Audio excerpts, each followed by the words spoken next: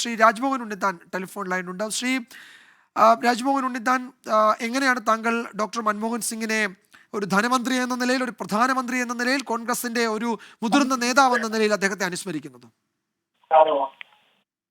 മായ പെരുമാറ്റം കൊണ്ട്, നിസ്വാർത്ഥമായ പ്രവർത്തന ശൈലി കൊണ്ട്, ഉലയാത്ത കർമ്മധീരതയുടെ ഉജ്ജ്വല പ്രതീകമായി മാറിയ ഒരു നേതാവായിരുന്നു ശ്രീ മൻമോഹൻ സിംഗ്. അദ്ദേഹത്തെ ഒരു രാഷ്ട്രീയ നേതാവ് എന്ന് വിശേഷിപ്പിക്കുന്നതിനേക്കാൾ എനിക്ക് താല്പര്യം അദ്ദേഹം ഒരു സാമ്പത്തിക വിദഗ്ധൻ എന്ന് വിശേഷിപ്പിക്കാനാണ്. അദ്ദേഹമാണ് ഉദാരവൽക്കരണത്തിന്റെയും അതുപോലെ ആഗോളവൽക്കരണത്തിന്റെയും ഉപജ്ഞാതാവ് അദ്ദേഹമാണ്. അതിനുശേഷമാണ് നമുക്കറിയാം സാമ്പത്തിക മേഖലയിൽ ആഗോള ശക്തികൾക്കൊപ്പം ഇന്ത്യയെ വളർത്തിക്കൊണ്ടുവരാൻ കഴിഞ്ഞത്. ആഗോളവൽക്കരണത്തിന് ഉദാഹരണം അതൊക്കെ എന്തൊക്കെ കോട്ടങ്ങൾ ഉണ്ടെങ്കിൽ പോലും അതാണ് ആഗോളതലത്തിൽ രാഷ്ട്രങ്ങൾ സ്വീകരിച്ചൊരു നയം നമ്മളും ഉൾക്കൊണ്ടുകൊണ്ട് മുന്നോട്ട് പോയി എന്നുള്ളതാണ് അദ്ദേഹത്തിന്റെ ഏറ്റവും വലിയ പ്രത്യേകത. മാത്രമല്ല 10 വർഷക്കാലം ഐക്യമുന്നണി സംവിധാനത്തെ നയിച്ച് അദ്ദേഹം മുന്നോട്ട് പോയി. ഇടയ്ക്ക് ഇടതുപക്ഷ രാഷ്ട്രീയ പ്രസ്ഥാനങ്ങൾ പിന്തുണ പിൻവലിച്ചിട്ടും പൂർവാധികം ശക്തിയായി അധികാരത്തിൽ വരാനും 5 കൊല്ലക്കാലം വീണ്ടും പൂർത്തിയാക്കാനും അദ്ദേഹം സാധിച്ചിട്ടുണ്ട്. അദ്ദേഹത്തിന്റെ കാലത്താണ് ഭക്ഷ്യസുരക്ഷാ നിയമം കൊണ്ടുവന്നത്, റൈറ്റ് ടു ഇൻഫർമേഷൻ ആക്ട് കൊണ്ടുവന്നത്.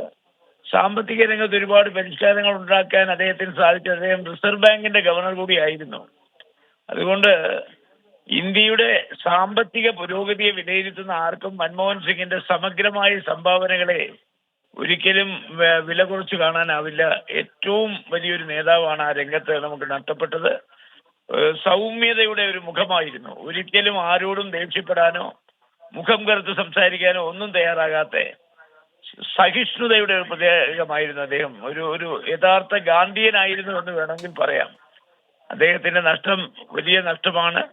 ഞങ്ങൾ എല്ലാവരും കർണാടകത്തിലെ ബെൽഗാമിൽ മഹാത്മാഗാന്ധി കോൺഗ്രസ് പ്രസിഡന്റ് ആയതിന്റെ 100ാം വാർഷികം ആഘോഷിക്കാൻ വേണ്ടി വന്നതാണ്.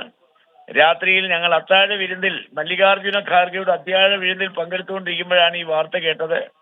അപ്പൊ തന്നെ എല്ലാവരും അത് നിർത്തിവെച്ചു.